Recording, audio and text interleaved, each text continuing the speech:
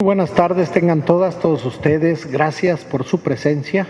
Como yo acostumbro decir, bienvenidos a Palacio. Están ustedes en su casa. Este palacio tan hermoso, conocido como Palacio de Zambrano, con mucha gente más como Palacio de Gobierno, pues ahora pues es la sede de la historiografía del general Francisco Villa. Y cada martes los saludamos desde aquí. Estamos en Durango, en Tardes de Relatos y Leyendas en el Museo Francisco Villa, llueve o truene.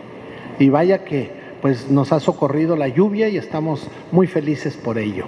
Gracias por su presencia a todos los que están aquí en vivo en este programa, pero también saludo con mucho respeto a los que nos están viendo allá en casita a través del canal que todos los martes nos transmite Durango Zagoto, y que están también en la Ciudad de México, California, Chicago, que no se me olvide, Carolina del Norte, porque luego nos lo reclaman, y todos los lugares donde ustedes puedan tener acceso a este programa. Tardes de Relatos y Leyendas, pues ahora tenemos una fecha muy especial, muy singular, porque el día de ayer fue la celebración del 461 aniversario de la fundación de Durango, lo que ahora es nuestra ciudad de Durango, lo que es el estado de Durango, lo que fue la Nueva Vizcaya. Tuvimos hace unos días, y también el licenciado Javier nos ayudó a ir delimitando todos los detalles, tuvimos en mayo, que fue la celebración de la creación, el nacimiento del estado de Durango, 200 años, el día 22 de mayo, pero ahora son 461 años de historia en la que se fundieron las culturas, de la que nacimos y surgimos los mestizos durangueños, y que estamos felices de eso. Todos los duranguenses que están fuera del estado, más allá de nuestro país, más allá de las fronteras, pues sé que se sienten emocionados y que disfrutan de conocer los pormenores, y nadie mejor para explicárnoslo, para narrárnoslo, que el mismo cronista de la ciudad de Durango, el licenciado Javier Guerrero, amigo nuestro, y al que le vamos a pedir a ustedes que le demos un fuerte aplauso. Gracias, Javier, por ayudarnos, por colaborar, con estar con nosotros. Y bueno, pues nos vamos directamente con el licenciado, no queremos perder momento. Ustedes ya saben la mecánica, aparte de ir a servirse su cafecito, su galletita, aparte de eso, de estar en casa, de estar a gusto en este patio, también alzando su mano, nosotros nos detenemos y vemos cualquier duda. Pero si no, al final esperamos sus intervenciones, esperamos pues todo lo que tengamos que compartir y que convivir, ¿sí? Porque sí, todavía a estas alturas de nuestro siglo, ya en pleno año 2024, todavía después de tanta generación en Durango, todavía encontramos confusiones de que si pertenecíamos a la Nueva Galicia, si ya éramos independientes cuando se funda la ciudad, si se funda cuando entra por primera vez Ibarra, si viene en la segunda expedición, de dónde partió para llegar a Durango, cuáles fueron los antecedentes para llegar. Son muchas las preguntas, muchas. ¿Por qué en el Valle del Guadiana? ¿Por qué se funda aquí la ciudad capital? Ahora es una ciudad capital, pero que en ese momento se funda como la Villa de Durango. ¿Por qué se funda aquí si no era un centro minero como, digamos, Guanajuato, Tasco Guerrero, Zacatecas muy próximo? ¿Por qué no se funda en Avino? ¿Por qué aquí? Son muchas las preguntas que podamos tener, pero yo sí quisiera que las dejáramos al final para darle oportunidad a nuestro invitado especial para que él nos vaya narrando, y ya después de ese conocimiento pues ya aclaramos lo que tengamos en duda. Bueno, pues sin más preámbulos los dejo y dejamos a Javier con ustedes. Gracias, Eduardo. Muy buenas tardes a todos. Muy buenas tardes, gracias por estar esta tarde aquí. Pues vamos a tratar de platicar así entre amigos un poco la historia de la fundación de Durango y los primeros años, cuando menos, de nacimiento de la ciudad. Como dices, Bardo, levantan la mano y me interrumpen sin problema. Espero poderles contestar, pero bueno, con mucho gusto atenderemos los comentarios que cada uno de ustedes realice. Voy a tratar de empezar por contestar todos los montón de preguntas que hizo Eduardo al principio. Voy a tratar de empezar por ahí para empezar a ordenar esta idea. Cuando viene la conquista de México, la conquista va avanzando muy paulatinamente hacia el norte, conforme se van encontrando nuevas riquezas en los territorios. El descubrimiento de las minas de Zacatecas y del distrito minero de Zacatecas, no solo hacia Zacatecas, sino del entorno del distrito minero, ocurre por ahí de 1548.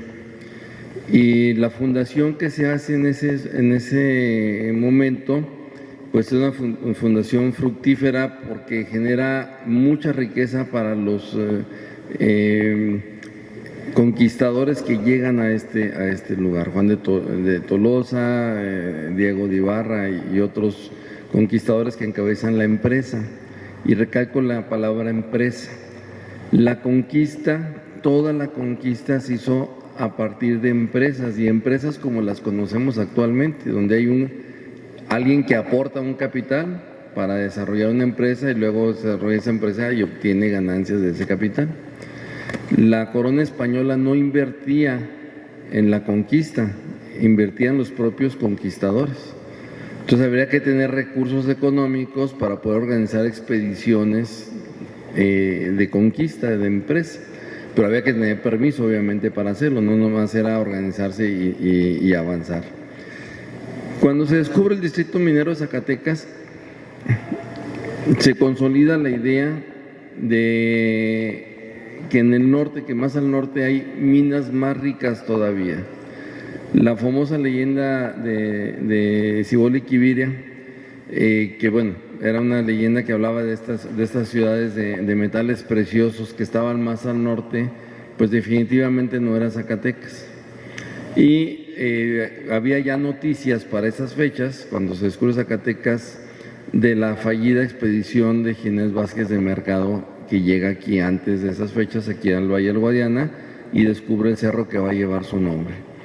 Un cerro una empresa que lo atrae a este cerro aparentemente de plata, y que al descubrir que no es tal, pues regresa, la empresa fracasa, la inversión fracasó, pero no solo eso, sino en el camino de regreso fueron muertos la mayoría de los participantes de esta empresa de conquista por los zacatecos, por algunos grupos zacatecos en los combates que tienen. Y bueno, hay toda una leyenda alrededor de esta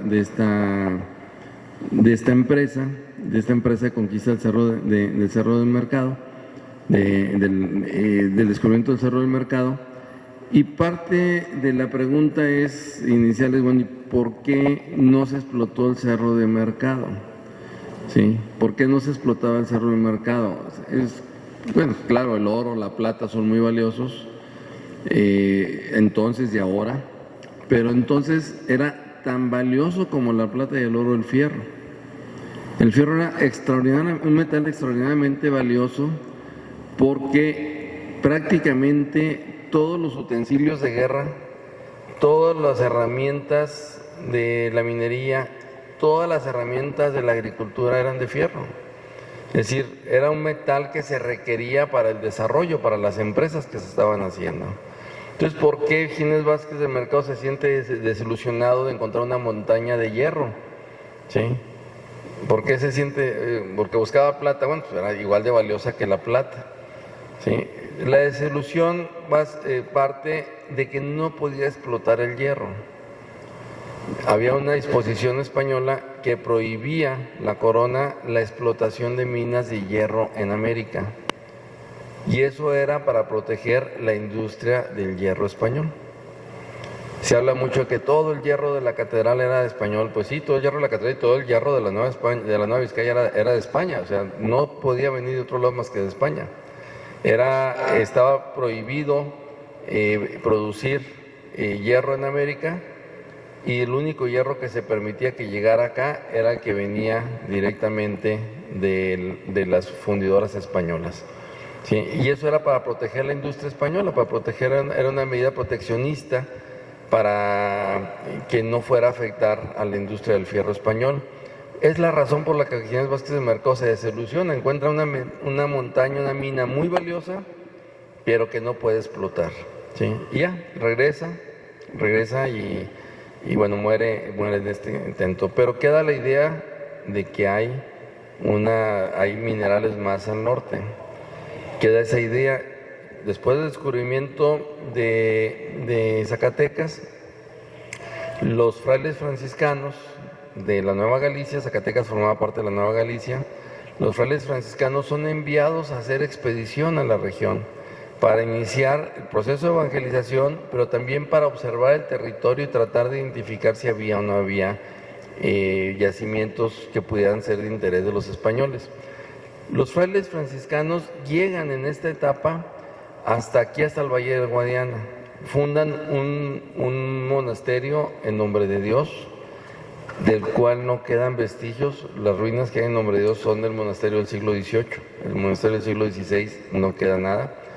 Llegan y fundan un monasterio en nombre de Dios, una misión permanente, y a partir de esa misión empiezan a hacer exploraciones hacia el norte. Llega y se establece una misión de visita en el Valle del Guadiana, la misión de visita de San Juan Bautista de Analco, y establece una misión de visita un poco más al norte, en San Antonio de Cuencamé. Son las dos misiones de visita que ponen. ¿Por qué recalco mucho visita? Porque no eran asentamientos permanentes. Venían los frailes unos meses y se regresaban a nombre de Dios. No residían aquí, residían de manera temporal. Conforme fue avanzando el proceso de evangelización de estos frailes, el San Juan Bautista de Analco se convierte en una misión permanente en una fecha indefinida todavía, entre fines de 1560 y principios de 1561. En ese lapso, más probable que sea 1561, pero entre fines de 1560 y 1561 ya hay de manera permanente residiendo aquí cuando menos 1 o 2 frailes franciscanos, pero de manera permanente ya hay una habitación de ellos aquí. ¿Qué significaba esto? Cuencamé se abandona, no se puede seguir atendiendo porque era muy hostil el ambiente, y prácticamente la única misión de visita más norteña que tenía nombre de Dios era aquí. ¿Qué significaba eso? Que para efectos de conquista, de demarcación territorial, para la Nueva Galicia bastaba señalar que hasta aquí habían llegado franciscanos que habían salido de la Nueva Galicia para extender su territorio hasta acá. ¿Sí? Era una forma de extender su territorio. Es decir, bueno, llegan hasta acá, hasta ahí es el territorio de Nueva Galicia, pero no había interés de la Nueva Galicia de marcar su territorio norteño porque no había intereses económicos en la región. Las dos misiones eran dos misiones muy pobres, tanto la de Nombre de Dios como la de aquí, tenían funciones evangelizadoras, pero no había interés económico importante. Ellos habían marcado prácticamente su línea en San Martín, Chalchihuite, San Martín era la línea que había marcado la Nueva Galicia como su límite, y todo lo que estaba acá era extramuros de la Nueva Galicia, pero no había discusión sobre su propiedad, sobre su jurisdicción, mejor dicho. Cuando se le da la orden a Francisco de Ibarra de iniciar una empresa de conquista, o se le autoriza, mejor dicho, la empresa de conquista que financia su tío Diego de Ibarra, que para iniciar la exploración de nuevos territorios más allá de las minas de San Martín, es decir, más allá del límite de la Nueva Galicia, se le da la instrucción además de que lo haga y funde un nuevo reino, que las tierras que descubre se integren a un nuevo reino, no van a formar parte de la Nueva Galicia, no va a ser una extensión de la Nueva Galicia. Él venía con la instrucción de crear un nuevo reino. Llega a nombre de Dios, que ya existía, que ahí hay una controversia que ahorita lo voy a mencionar. Llega a nombre de Dios que ya existía porque era una misión que estaba asentada desde muchísimos años atrás, que ya lo mencioné. Y de nombre de Dios organiza la expedición hacia el territorio desconocido de lo que va a ser la Nueva Vizcaya. Él entra con la información que tiene de los indígenas amigos que eran exploradores y con la información que tienen sus propios exploradores, entra directo a Pánuco de Coronado. A lo que ahora es Pánuco de Coronado, descubre las minas de Avino, una mina de plata a cielo abierto, es decir, no había que excavar, estaba la plata a nivel de piso, de suelo. Descubre las minas de Avino, que es una de las minas más grandes de plata que se han descubierto. Prácticamente han estado en producción con lapsos de que dejan de trabajar, pero desde entonces hasta la fecha sigue estando en producción las minas de San José de Avino. Luego va un poco más adelante, descubre las minas de San Fermín. Él los va bautizando, que ahora es Pánuco de Coronado, la población Pánuco de Coronado. Continúa y llega y descubre las minas de San Lucas, conocidas como San Lucas de Ocampo actualmente, municipio ahora ya de San Juan del Río, y se establece en San Juan del Río. Él establece su residencia en San Juan del Río, en una población que le queda más o menos distante de las minas de San Fermín, Avino y San Lucas, y donde tiene control prácticamente de todo este espacio. San Juan, no porque esté cronista San Juan del Río lo voy a decir aquí, pero San Juan es un paraíso literalmente, en medio de una cañada maravillosa, protegido, con agua, o sea, es un lugar que no tendría ningún problema para la supervivencia, para la producción de alimentos en los llanos que están muy cercanos, para abastecer a las minas, y desde ahí tiene control Ibarra. Pero no solo eso, estando ahí descubre las minas de Coneto. Entonces prácticamente está en medio de un distrito minero, pero tiene un problema técnico. ¿Dónde va a fundar la capital? Porque las ordenanzas para la fundación de nuevos reinos establecían que el límite de un reino con otro, la capital no podía estar a menos de 25 leguas. Entonces, si él funda la capital en San Juan del Río, que era la lógica que la fundara ahí, porque estaba en medio del distrito minero que acababa de descubrir, si funda la capital en San Juan del Río, en automático la Nueva Galicia iba a reclamar San Juan Bautista de Analco, iba a establecer los límites de la Nueva Galicia hasta aquí.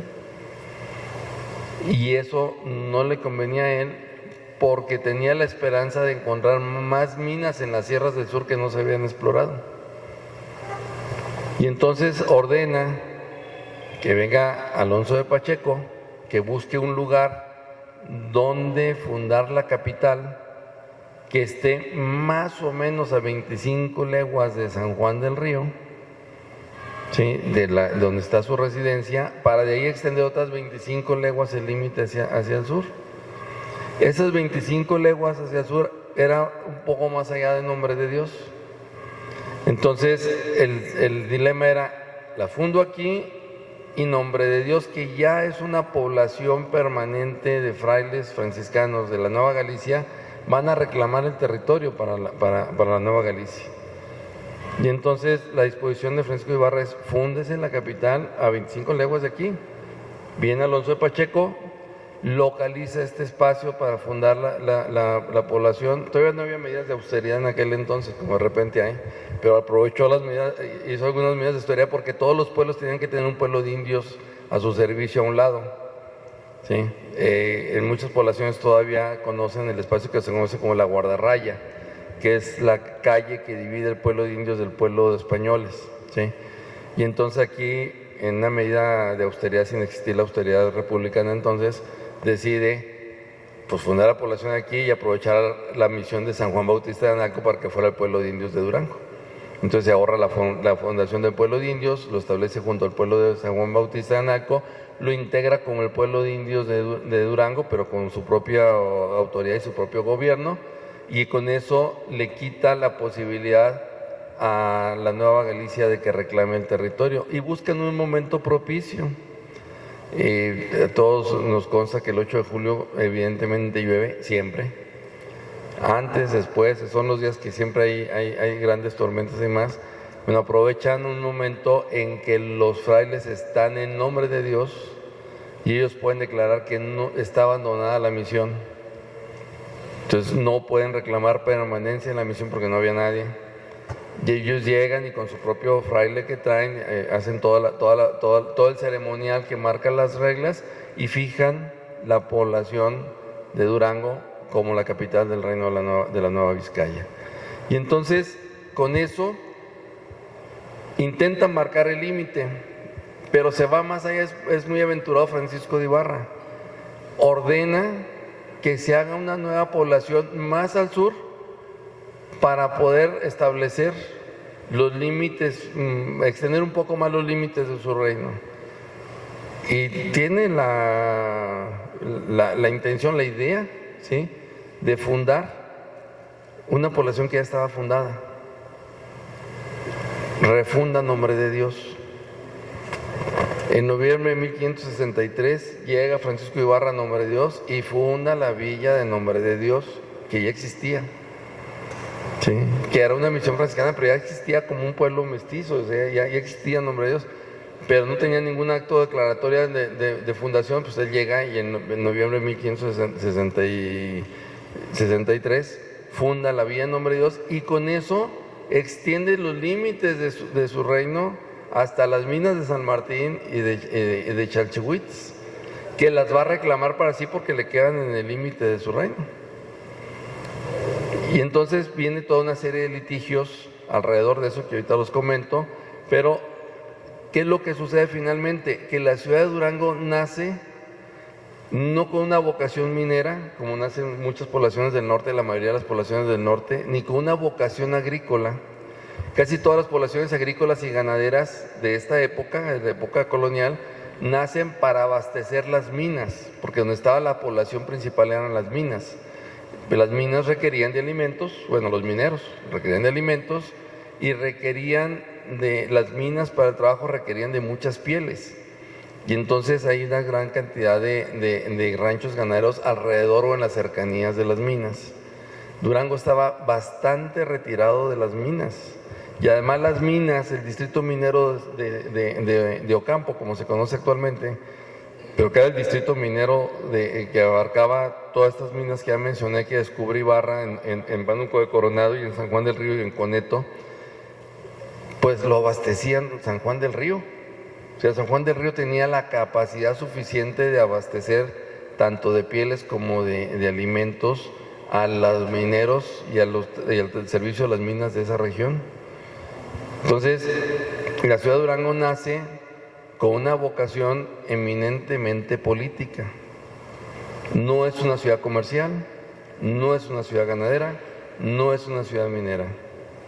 Nace como una población política, porque va a ser la capital del nuevo reino. Su función es ser la capital del reino. No es ser la mina, no es ser abastecer tal producto, no, su función es abastecer la capital del reino. Convence a 25 colonos de los que vienen con él, o 25 de los soldados que vienen con él, no eran colonos, 25 soldados que vienen con él, para que se conviertan en colones y funden la ciudad, se establezcan de manera permanente en la ciudad. Ahí me dicen que no debo decirlo, pero les da su beca de bienestar para que permanezcan aquí. Y esa beca de bienestar que les da tierras. O sea, no solo les da su solar, ¿sí?, sino les da mercedes de tierra, mercedes de agua, mercedes de ganado, pues para que se queden, porque si no, no se van a quedar, ¿sí? No basta con darles un terreno bastante generoso, porque eran bastante grandes, en el trazo de la nueva ciudad, si no les daba algo más. Y entonces ordena que se reparta todas las tierras de alrededor del Valle del Guadiana entre los 25 colonos. Y obviamente les dan tierras bastante amplias, ¿sí?, para que permanezcan en este lugar. Y esa es la razón con la que nace la ciudad de Durango. La ciudad de Durango nace para ser la capital política del reino de la Nueva Vizcaya. Pero los colonos tienen un problema, ¿sí? O no un problema, no venían a ser granjeros, porque prácticamente eran granjas lo que tenían aquí, pequeños ranchos, no venían a ser rancheros, ellos venían a hacer la América, ellos venían a hacer dinero. Todos los militares que se enrolaban en las empresas de conquista, pues venían porque les iba a tocar una parte de la repartición de la conquista, así era la empresa. Yo aporto tanto, me toca tanto, tú vas a aportar tu fuerza, tu mano de obra, vas a aportar tus armas, tus caballos, y te toca tanto, entonces se repartía todo. Estos 25 familias que se vienen para acá quedan ya fuera de la empresa de conquista y como cuando se dan cuenta dicen, pues, ¿qué pasó, verdad? Sobre todo cuando se empiezan a descubrir las minas que están cerca de Santiago Papasquiaro, cuando se descubren las minas de Indé, cuando se descubren las minas de Guanaceví. ¿Y qué estamos haciendo aquí cultivando y creando vacas, ¿verdad? Para nosotros mismos? Se van. La inmensa mayoría de los mineros que están, de los colonos que están aquí se van. Se van al norte a hacer la América, a hacer empresas, a tratar de hacer recursos y ponen en grave riesgo la vida de la ciudad. Porque era una ciudad que tenía 25 familias y para 10 años, 12 años después de la fundación, para 1575, había 12 familias ya nada más aquí. Ya se habían ido las demás. Habían dejado su beca, sus tierras, sus mercedes, y se habían ido a buscar las minas, a buscar dónde estaban las minas. ¿Sí? 10 años más tarde, eran 8 las familias que quedaban aquí nada más. ¿Sí? Entonces, había que repoblar otra vez. Había que repoblar porque no podíamos tener una capital con 8 familias. Éramos una villa, no éramos una ciudad todavía. Se hacen muchos esfuerzos, se alienta de muchas formas a los colonos para que se restablezcan. Entre una de las medidas que se establece, viene otra beca más que les dan, es decirle, bueno, aunque no lo requiramos, lo que tú produzcas de granos allí, te lo vamos a comprar para llevarlo subsidiaban pues los alimentos, ¿no? Lo que produzcas lo compro y lo llevo a las zonas mineras, para que no te quedes solamente en la producción local, ¿sí? Para tratar de alentar, y bueno, se logra que se vuelvan a asentar familias, que algunos descendientes de las primeras familias regresen. No les fue bien como mineros, no sabían minería, ¿sí? No bastaba encontrar la mina, había que saber, había que inteligirle a la minería para poderlo hacer. Y muchas familias regresan, no todas, pero muchas regresan, y se vuelve a normalizar y establecer las condiciones de vida de la ciudad de Durango. Pero la ciudad de Durango entonces permanece, porque aquí el párroco no se puede ir. Pues se van todos, pues el párroco tiene que quedar. No se puede ir el alcalde, que tiene la función de vigilar la población, y los 3 o 4 empleados que tiene, y algunos otros pocos no se podían ir. Eran los que se quedaban cuando se quedaba sola la ciudad de Durango. Finalmente fueron regresando y se fue restableciendo y fue logrando que pudiera transitar el cambio de siglo, y en el cambio de siglo ya podemos hablar de una población que ya rondaba por ahí de los 400 y tantos habitantes, ¿sí? Menos que cualquier colonia de la ciudad de Durango. Más o menos eso era la población que tenía al inicio del siglo XVII. Se va consolidando poco a poco, pero hay un golpe de suerte para Durango. Cuando se le ordena al obispo Mota y Escobar, obispo de Guadalajara, que recorra la diócesis de Guadalajara no tenía límites. El límite de la diócesis de Guadalajara era hasta donde hubieran llegado los españoles. Y ya para ese momento ya andaban por Guanaceví. Entonces, recorrer la diócesis era muy complicado, porque era recorrer la diócesis de Guadalajara, todo el territorio de Jalisco, de ahora de Jalisco, de Nayarit, de Colima, recorrer Zacatecas, lo que es ahora Aguascalientes, y súmenle lo que llevaban descubierto de Durango, ¿sí? Entonces se batalla mucho para hacer el recorrido. Llega hasta Durango. Aquí en Durango desiste de seguir más al norte, ya estaba grande además el obispo Mota y Escobar, y él escribe una carta al rey diciéndole que es ingobernable la diócesis de Guadalajara.